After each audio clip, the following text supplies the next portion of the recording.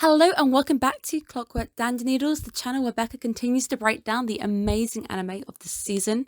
Make sure you guys are subscribed because in no more than one day now, on the 10th of May, I am releasing my midway review where I will be telling you my top 3 OPs, top 3 EDs, and my current standing of my top 3 anime of the season.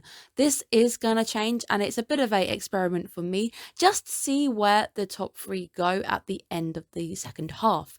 What animes are going to drop the ball, which animes are going to get better, and which animes are continuing their amazing trail of quality. Gonna be interesting to see, so make sure you guys don't miss it. There is a Discord channel for you guys to go ahead and like. This will allow you to have notifications sent to your phone. Let's go back to 86. We are going to episode 5. This week's episode actually probably gave me the most amount of backstory I needed to know. And after this point, I think I finally get a better understanding of what the world's going on, what's kind of going on. Up until this point, we've been told a story of two halves. We've not fully grasped the bigger picture.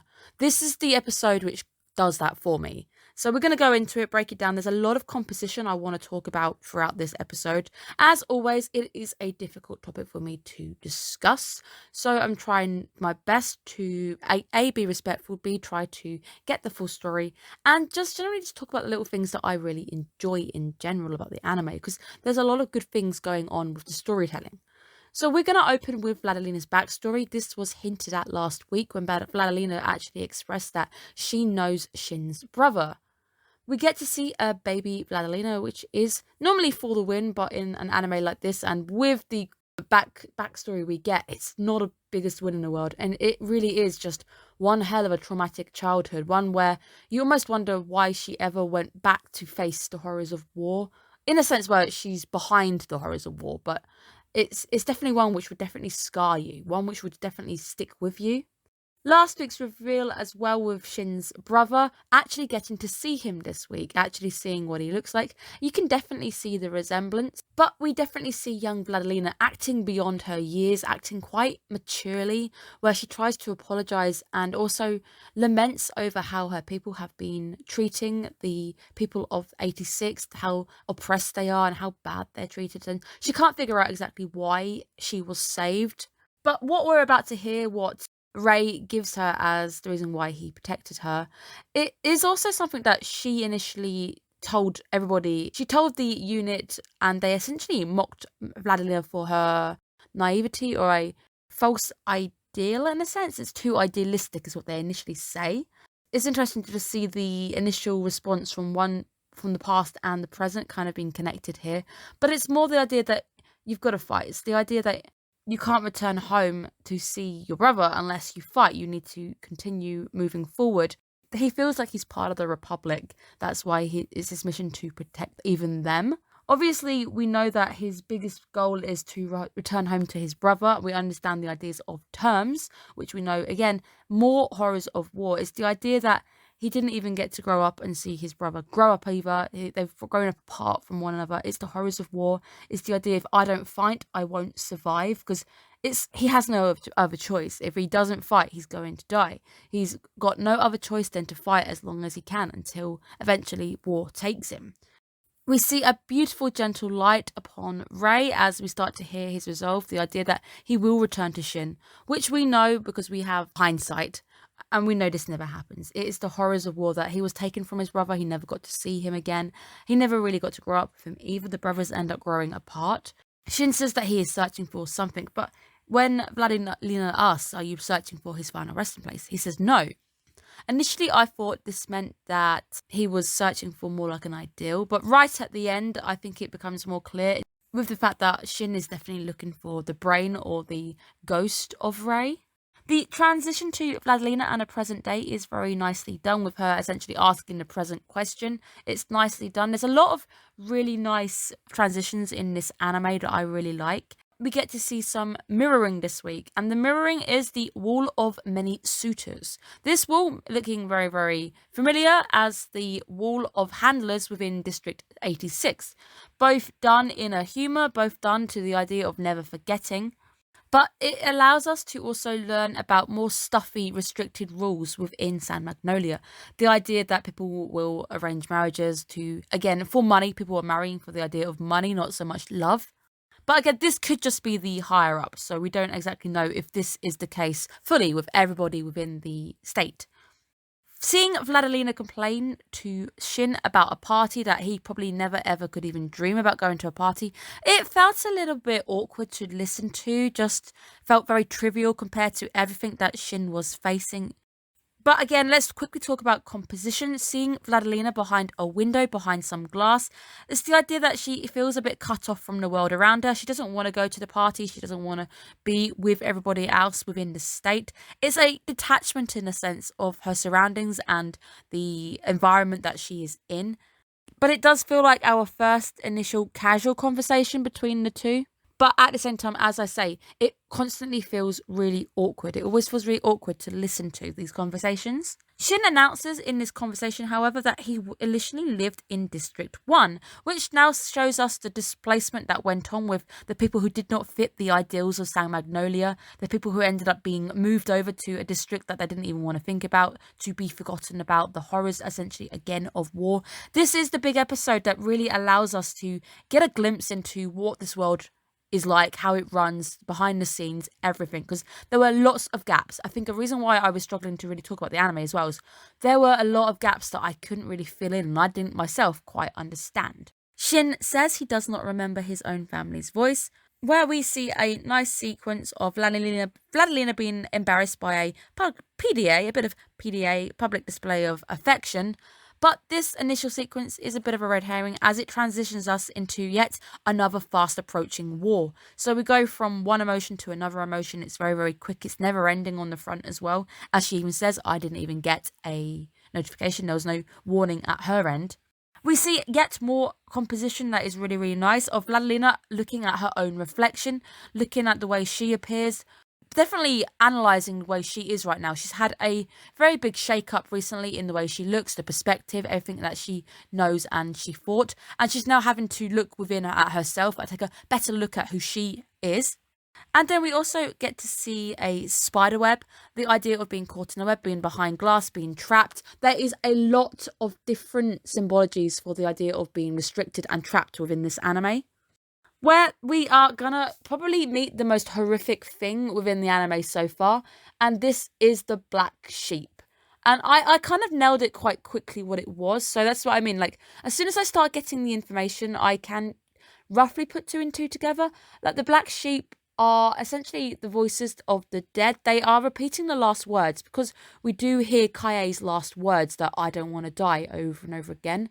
Vladimira, hearing nothing but a wall of voices, starting to put two and two together. She says it doesn't sound like static, where we focus in on a pen just spinning and going crazy as it rolls more and more, gets faster and faster as the scene becomes quite intense. Even for the viewer, it becomes quite an auditory experience. The pen ends up laying in a pool of spilled ink. Vladimira starts to lose it, start to actually break under the pressure of hearing this wall of voices. As the link ends up cutting, we hear that I don't want to die. This wall of sound, this has been a wall of sound right now, which has been an attack on the ears, attack on the senses. It transitions right away to silence. And the silence is jarring. Especially after hearing a wall of sound, it has more impact. It just cuts to silence. This is another aspect of a war that we have not yet experienced, not yet seen in person. A phenomenon I would have expected Vladimira to be at least familiar with or I've heard of before, because they seem to have been at this game of war for quite some time now. And once more, we get a bit of composition and a filter. So the red filter that shines over this next sequence is the idea of blood. It's an idea of danger. That warning light, something is really playing up a warning here. And we see Vladimira's room start to get upturned. The perspective is flipped on its head. Vladimira perhaps even losing her grip on reality for this moment in time, not quite knowing what's real and what's not. As we once more go through the horrific cycle, the cycle of hearing those voices repeating over and over again. And then we end on a bit of a jump scare. Kaie reaching straight for her and repeating that one line, I don't want to die.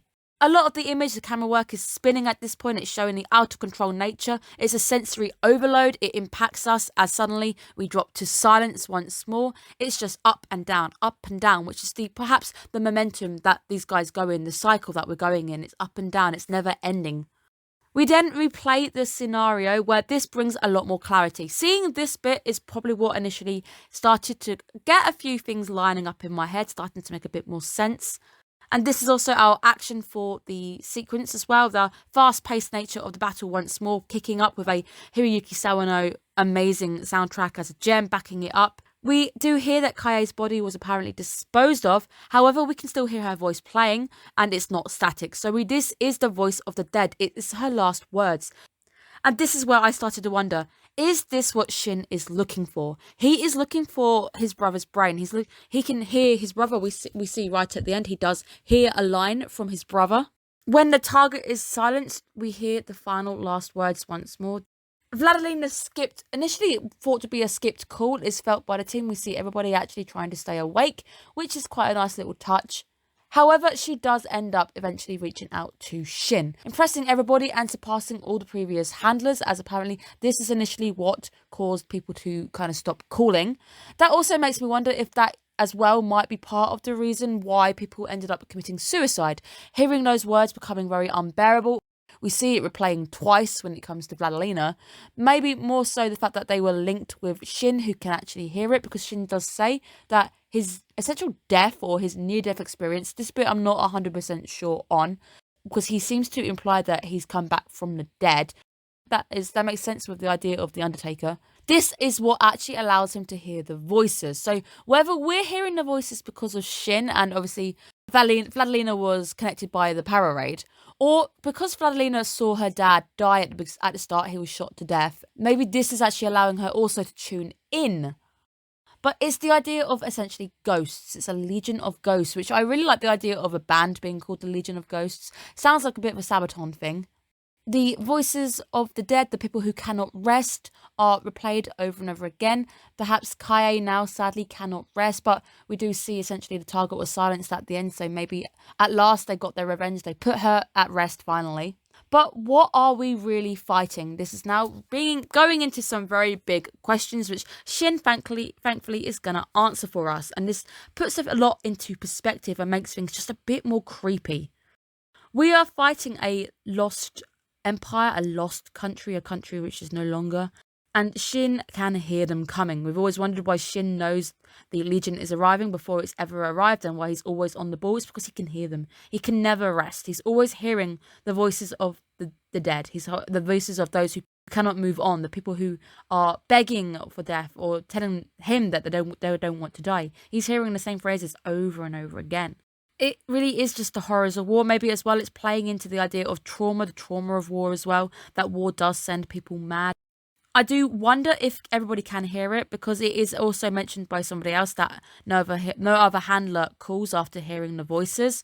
Not sure. So whether they can all hear it, because the unit definitely says that they can hear her voice, and that's what leads to the initial conversation about what happened to her body. I had a question. I think I mentioned this question back in episode 2. When we were told that the war would end in 2 years, I initially said what was stopping the enemy from making new drones. Now, I wasn't quite on the mark, but I also wasn't far away from the right page. Because at the same time, what is stopping the Legion, we're told, is modelled after a brain. What is stopping them getting a new brain? Replacing that battery, replacing the brain. The war is not going to end in 2 years. And the idea that it is quite a naive one. It's one which seems very uninformed as well. It's a hypothesis at the most. That San Magnolia is banking on the idea that it's just going to shut down and that's going to be that. We are told by the more horrific, darker twist that we're getting is the idea that the Legion are taking human brains, and most of the time these are damaged. These are just damaged because obviously they've cut them down in war. They've probably got like bullets for the brain, which is what we see Shin doing. Gives us a bit more information on his actions, why we see Shin going down and delivering the final blow to everybody. He's damaging the brain so the Legion cannot bring them back to become what we learn to be shepherds. But with the never-ending supply of human brains that we are seeing here, the war is never going to end. We do see some rat symbology, the idea of disease, the cycle, that rats keep growing and growing because there's many rats, and they have a very quite quick gestation period, so there's lots of rats. These legion, they end up mimicking the voices, the last thoughts upon death, which most of the time is, I don't want to die. And this creates a black sheep. This really is our frightening reality of everything. This really is the scary face of the war that we have been fighting. Seems like we're actually not going to be winning it. The scary words that Shin says, you will lose this war. The Legion can keep on making new machines, they can get more and more brains, but the 86 are limited. The people are already fighting, the children are already fighting. They eventually will all die, and the likelihood of the people in San Magnolia actually fighting is very slim. So they are fighting a losing war, and the time now is just ticking away against them. Composition once more, seeing Shin behind the bars, we see him between them. He is trapped, the conflict. We get to see that he as well is accepting his own death. He seems pretty set on the way that he's going out. He doesn't seem to believe that he will make his term. And even if he does, as we see that the Legion are coming for everybody, it's going to be a matter of time before he ends up perishing regardless. The Legion are simply just going to grow in numbers. They're growing in the shadows. San Magnolia can't even see the shadows. They can't even see that far back. They're not even being able to monitor their enemy as a whole. And they're also making a huge mistake of underestimating their enemy. You never underestimate your enemy because you will always lose. This is what leads to you losing. The Legion are actually smarter than they believe. They take these brains, their damaged brains, and they end up producing more and more death, producing more and more legions that they're going to fight, these black sheep. We see some more really nice composition, some more symbology. We see a field of dead wilting flowers. The white flowers are wilting and dying away. White is the symbol of innocence. It is a innocent death. The people of 86 who are being sacrificed for this big war. The red flower standing tall and alive and victorious, perhaps showing us the Legion at the top. The idea of the danger, the bloodshed that is growing, that is approaching nearer and nearer. The Legion simply need to find an undamaged brain to lead and command them, and these are the shepherds. These souls are what end up leading the unthinking masses. The moon in shot as we start to get the scale of this war, this enemy is being revealed for us. Everything here now being laid bare. We're basically having everything, all the information we need given to us right at this moment in time. Vladimira does try to say that, I'll do my best. We can ensure that the war is over before Shin leaves. He's only really got a year left. Can we win so that he can also win? But sadly, there's way too much foreshadowing in this anime for me to really be hopeful about this. I believe Shin is going to die. It's just going to be a matter of when, where, and can we really see a victory in any of this? Can Vladimira really talk to a nation which doesn't want to listen, and can she make this nation realize that you've got to act and time is running out against you? Shin hears his brother's last words, which definitely plays into the fact that he is definitely trying to find his brother's brain. Whether his brother as well is a shepherd, I have a feeling it might be the case that his brother is perhaps a undamaged brain and it is leading masses out there, and that's perhaps why he can hear the voices from afar, because he doesn't know exactly where his brother is, but he can hear him. Oddly enough, the last words he says is, "It's your fault," which makes me wonder if they got into a fight of some sort. Did they fight at the end? Because it almost seems like Shin is being strangled by his own brother, but I'm not sure. We need a bit more filling out on this bit. But it's definitely seeing that Shin perhaps expects and accepts his own fate. As he stares into a broken mirror, we also see the crack is a very bad omen. In the UK, a broken mirror is very bad luck. It's also 7 years of bad luck, but Shin is serving his 5 years. I definitely think this anime is gonna be a heart-wrencher. I don't think it's gonna end very well. This is the episode that really gave me the information I needed to understand what we were fighting, understand what we were up against, and start to understand the true scale of what we're dealing with. Up until now, seeing just these unmanned, presumably unmanned drones fighting the 86 on the battlefield made you wonder what kind of nation, what kind of empire you were facing, which is the empire of Gad. it seems that it's a bit more horrific than we're thinking, that whatever it is based on a human brain is able to take the brains of its victims and create more and more of these monsters than these drones that they will be fighting. It is a truly horrifying reveal. It's a gruesome twist, but it is so interesting, and I really just want to know more. I want to know where we're going. I think at some point we're probably going to have Shin facing off against the shepherd that is his own brother. That is going to be an interesting moment. Is it also foreshadowing that maybe his brother is going to be the one to kill him? Because we saw initially that especially that last sequence, that his brother reaches out to grab his throat, and then we see his throat, whether it was just the crack in the mirror looking like his throat was broken, but there definitely seems to be trauma on his neck. Was that how he died? There's a lot of questions I've got going on, but this anime definitely starting to pick up the pace, pick up the intrigue for me. Up until this point, I've been bouncing along with it. I don't think I've been fully fixed on it as well as I should have, but this is the episode that definitely done it for me. I'm very interested to see where we're going now. Thank you guys again for tuning in, and I hope I see you guys again next week. Take care of yourselves. Goodbye, guys.